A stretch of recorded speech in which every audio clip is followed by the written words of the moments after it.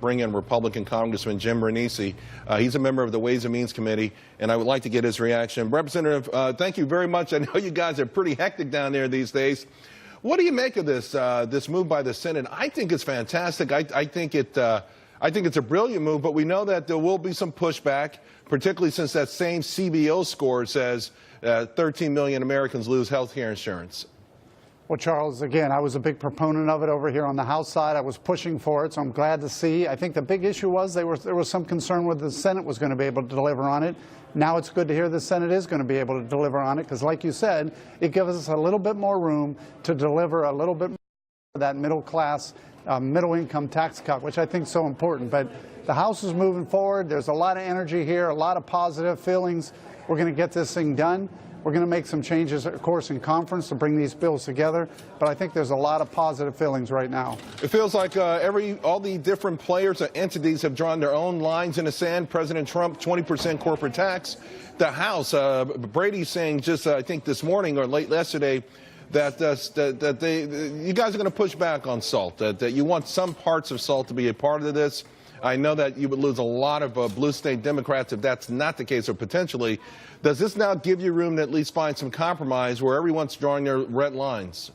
Well, I think in the end, when we bring these together in conference, if we do have the individual mandate that the Senate's able to get through, I think it'll happen in the House as well. It'll give us some more room to look at some of these issues. But at the end, the House has delivered a really good package with a tax cut for middle-income taxpayers, with that lower corporate tax rate. It's the one thing that I needed to see. Even last week, when I started to hear there was some chance that the Senate was going to delay the implementation of the tax cut, I'm not for that. We have to have this tax cut effective January 1. So I think it was good that we held strong here in the House, but we got a really good package, and you're seeing House members being willing to support this. Yes, there are some issues, but in conference we'll be able to really shore this thing up. I think the House is coming from greater strength, to be quite frank with you, than the Senate anyway. You guys have delivered. You put a lot of bills in the, you've passed a lot of bills, and they seem to all fumble at the Senate.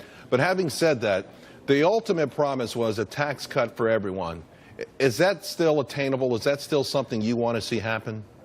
Absolutely, and I think in the end, that's one of the things that have really made us change a few things over the last couple of weeks to make sure we're getting that tax cut for everybody, but we needed more room. That's why, again, I was a big proponent of the individual mandate. That gives us a lot of room to do a lot. I'm glad to see the Senate's moving forward with that. That's going to make this tax package hopefully even better when we get to conference. Congressman Jim Renacci, thank you very much and congratulations. Looks like this thing is moving along. Thank you, Charles.